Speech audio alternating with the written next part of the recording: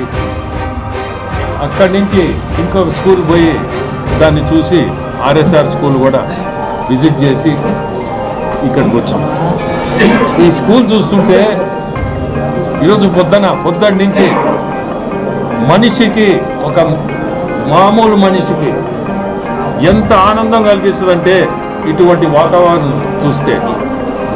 VR high school, నేను Rishi valley student, Rishi వ్యాలీలో చదివాను.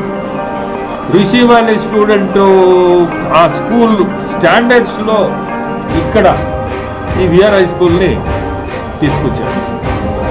ఇది మామూలు విషయం కాదు.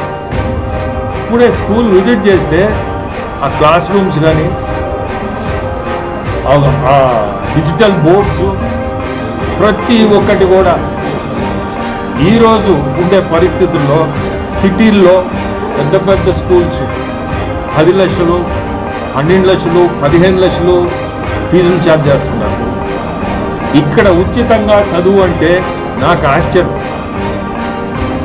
అది కూడా పేద పిల్లల్ని చదివిస్తున్నారు. నారాయణ గారు ఈరోజు మన జిల్లాలో మంత్రిగా ఉండడం, ఇటువంటి స్కూల్ని టేకప్ చేసి దీన్ని ఈ స్టేజ్కి తీసుకొచ్చాడంటే ఇది అద్భుతమే.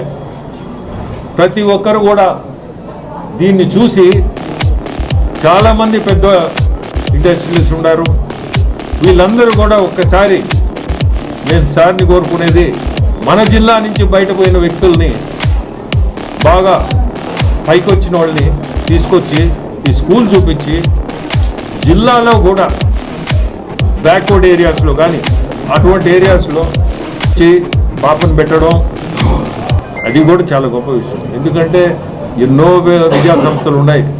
సార్కి 5,000 అప్లికేషన్ నాకు తెలిసి అరుదు సార్. ఎనీవే, మిమ్మల్ని కాంప్లిమెంట్ చేయాలా. It's a great achievement that you have achieved in this constituency.